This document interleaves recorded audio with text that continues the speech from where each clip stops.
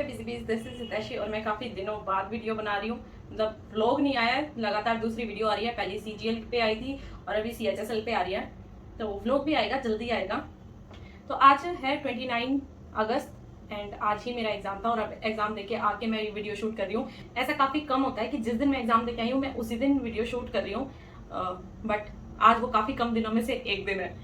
तो जो मेरा एग्जाम था वो 29 अगस्त शिफ्ट 3 था एंड जो था 2:30 बजे से 3:30 बजे तक का एग्जाम था और मैं 5:15 तक घर पहुंची। एग्जाम सेंटर जो मेरा था वो 1 किलोमीटर अंदर था और 1 किलोमीटर होगा या फिर 800 मीटर होगा, इतना था अंदर। तो जो एग्जाम सेंटर का गेट था, ऐसा होता है कि जो गेट है अगर आपने उसमें एंट्री कर ली तो मतलब आप इन हो, फिर चाहे 2 बज जाए आपको एंट्री मिलती है। बट इस एग्जाम सेंटर का थोड़ा डिफरेंट था। एग्जाम सेंटर पे थोड़ा जल्दी पहुंचो क्योंकि आपको नहीं पता है कि वो जो एग्जाम सेंटर है वहां पे क्या परिस्थिति है और किस तरीके से वो एंट्री को मान्य कर रहे हैं। 15 मिनट तो बाहर से अंदर तक चलने में लगे थे, तो इसलिए मुझे आज काफी महसूस हुआ कि टाइम से पहुंचना अच्छी बात है। और दिल्ली के एग्जाम सेंटर में ना मुझे ये बात अच्छी लगती है कि जो सेंटर है वहां तक पहुंचने के साधन बहुत होते हैं। आप मेट्रो से उतरो, आपका सेंटर चाहे कितना भी ऐरा गहरा हो, मतलब कितना भी गुमनाम क्यों ना हो, फिर भी आपको बाहर ऑटो मिल जाएंगे आपके सेंटर तक के। जबकि मैंने जो जयपुर में एग्जाम्स दिए हैं उसके अंदर ये होता है कि जो एग्जाम सेंटर है ना वहां तक पहुंचने का कुछ साधन ही नहीं होता। मोस्टली मुझे अपने भाई को लेके जाना पड़ता है जयपुर के एग्जाम सेंटर के लिए, क्योंकि वहां तक पब्लिक ट्रांसपोर्ट इतना अवेलेबल नहीं होता है। तो मुझे ना दिल्ली वैसे पर्सनली अच्छा लगता है सेंटर अगर दिल्ली में आता है तो, क्योंकि मुझे पता है कि मैं अकेले वहां तक जा सकती हूँ। एग्जाम तो अब बात कर लेते हैं मैंने एग्जाम में कितने अटेम्प्ट किए और कैसा कैसा सारे सेक्शन थे।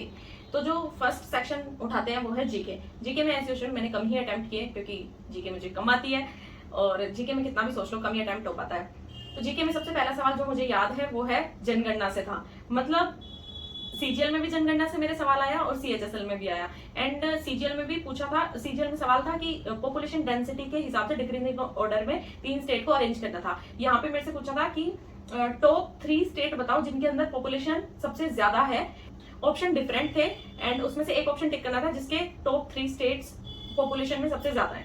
तो इस तरीके से सवाल था। तो मतलब मुझे ऐसा लगा अरे अभी सीजीएल में तो आया था और अब सीएचएसएल में भी आ गया। तो ये फर्क पड़ता है कि अगर आप डिफरेंट काइंड ऑफ एग्जाम देते हो कहीं ना कहीं का क्वेश्चन कहीं ना कहीं आपको देखने को मिलता है। एंड अगर वो जो एग्जाम्स है वो सेम कंपनी कंडक्ट कराती है, जैसे टीसीएस करा रही है, तो उसका बेनिफिट और ज्यादा मिलता है क्योंकि और ज्यादा चांसेस बढ़ जाते हैं कि वो क्वेश्चन रिपीट होंगे। और इंग्लिश के अंदर चलो बाद में बात करते हैं, इंग्लिश की रिपीट से याद आया था वो बाद में बात करेंगे। 2 क्वेश्चन आए थे डांस से। डांस दिया हुआ था एंड स्टेट पूछा था। तो एक तो काफी फेमस था डांस और एक जो था वो थोड़ा सा कम फेमस था। तो जो ऑब्वियसली जो थोड़ा कम फेमस था वो मुझे नहीं आया एंड जो फेमस वाला डांस था स्टेट का वो मैं कर आई थी। एक अवार्ड से सवाल था 2019 के अवार्ड से। एक नहीं 2 थे नदी से सवाल। एक तो पास दिया था और पूछा था कि इस पास के पास में कौन सी नदी ओरिजिनेट होती है। एंड एक क्वेश्चन ये था कि भाई एक और क्वेश्चन था नदी पे। 2022-23 से एक करंट अफेयर्स का सवाल आया था जो कि मुझे बिल्कुल याद नहीं है क्या आया था, पर हाँ मुझे इतना याद है कि वो 22-23 का था। और स्टैटिक जीके का पोर्शन ज्यादा था जीके के अंदर। मुझे ऐसा लगा कि करंट अफेयर्स भी कम है और स्टैटिक जीके ज्यादा पूछी गई है। डांस और अवार्ड्स, आर्ट एंड कल्चर, मतलब ये ज्यादा था। पॉलिटी से एक क्वेश्चन था, आर्टिकल से था, आर्टिकल 1 से था क्वेश्चन भी। एंड पॉलिटी में एक ही क्वेश्चन आया था। हिस्ट्री से आया था और पानीपत की बैटल से था कि बाबर ने किसके साथ लड़ाई की थी। बायोलॉजी से क्वेश्चन था साइटोप्लाज्म से रिलेटेड। एंड केमिस्ट्री से एक क्वेश्चन था जो कि साइंटिस्ट दिया हुआ था एंड पूछा था ये थ्योरी उन्होंने किस साल में दी थी। फिजिक्स से आई थिंक कोई क्वेश्चन नहीं था। तो अब बात करते हैं इंग्लिश की। इंग्लिश के अंदर मैंने किए 23 क्वेश्चंस एंड 2 क्वेश्चंस रह गए मेरे। और जो 2 क्वेश्चन रहे हैं वो एक एरर पे था, एक वोकैब में था। एंड वोकैब ज्यादातर ऐसी पूछी गई कि जो वर्ड्स हैं वो पूरी की पूरे सेंटेंस में दिए गए हैं एंड फिर कोई अंडरलाइन किया हुआ वर्ड है और फिर पूछा है कि इसका सिनोनिम बताओ, एंटोनिम बताओ। और एक सेंटेंस था जिसके अंदर स्पेलिंग गलत थी और बोला था कि भाई 4 स्पेलिंग दी हुई है एंड उसमें ये था कि भाई कौन सा गलत है वो बताओ। तो इस तरीके से थोड़ा लेंथी तो पूछा जा रहा है बट इतना भी लेंथी नहीं है सीजीएल जितना। एंड जो सीएचएसएल का पैसेज था जो अभी मैं देखे आई हूँ वो पैसेज मेरे को देखते ही याद आया कि ये मैंने पैसेज कहीं पढ़ा है। मतलब वो रिपीटेड पैसेज आया है, वो पहले का पैसेज पहले भी किसी पेपर में पैसेज आया हुआ है, वही पैसेज इस बार आया था। वो जो टॉपिक था वो था कॉइन्स पे, कि जो कॉइन्स हैं जो ऐतिहासिक सिक्के होते हैं और वो हमें किस तरीके से हमारी हिस्ट्री को बताते हैं। तो उसके बाद मैंने रीजनिंग के अंदर 23 क्वेश्चन ही किए। और रीजनिंग के अंदर पता है क्या हुआ, मतलब कई बार ना थोड़ा सा किस्मत साथ ना दे तो ऐसा होता है कि रीजनिंग के अंदर ना आप सभी को पता है क्लॉक एंड कैलेंडर एक ऐसा चैप्टर है जो कि रेयर किसी शिफ्ट में पूछा जाता है एंड सिर्फ एक सवाल पूछा जाता है। मेरी शिफ्ट में क्लॉक कैलेंडर से 2 क्वेश्चन थे और मतलब 2000 की कोई डेट दी हुई थी जुलाई की एंड 2012 की कोई डेट पूछी थी। तो आई नो कि करना आसान था, मंथ सेम था, डेट डिफरेंट थी एंड साल डिफरेंट था, उस तरीके से लॉजिक लगना था। बट रिवीजन अगर नहीं किया हुआ तो डिफिकल्ट तो लगेगा ही।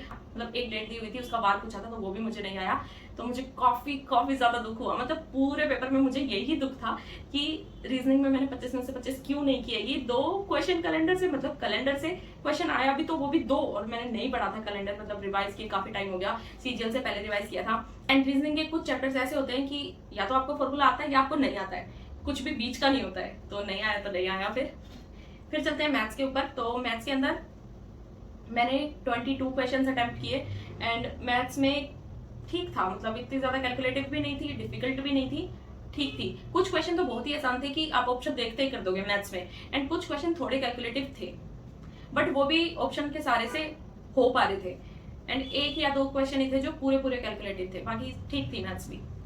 तो मैंने ओवरऑल अटेम्प्ट किए हैं 80 एंड लेट्स सी क्या रहेगा। जीके में थोड़ी कमी रही, अगर जीके में थोड़ा और अच्छा कर पाती तो 80 प्लस हो जाते ये अटेम्प्ट्स, पर नहीं हो पाए। तो कमेंट्स आ रहे हैं आपकी व्लॉग नहीं आया, लाइव स्टडी कब करोगे, तो मैं दोनों के ही जवाब दे देती हूँ। व्लॉग कोशिश करूंगी कि इस संडे को डाल पाऊँ एंड लाइव स्टडी जो है वो करते हैं कल से, एंड कल लाइव स्टडी करेंगे हम 3 बजे से 5 बजे तक, एक ही सेशन करेंगे कल 2 घंटे का, 3 बजे से 5 बजे तक। धीरे धीरे लाइव स्टडी का ड्यूरेशन जो है वो बढ़ा देंगे। अभी कल की तो लाइव स्टडी जो है वो 3 बजे से 5 बजे तक की है, और जो आगे की लाइव स्टडी का रूटीन होगा, शेड्यूल होगा, वो मैं टेलीग्राम पे भी पोस्ट कर दूंगी एंड जो चैनल का बैनर होता है वहां भी डाल दूंगी। तो जिन लोगों का एग्जाम है अभी CHSL का, अच्छे से देके आना, पैनिक मत करना। अगर अपने आप को शांत रखोगे तो अच्छे से कर पाओगे, अदरवाइज जैसा मैंने CGL में कचरा किया था वो मत करके आना।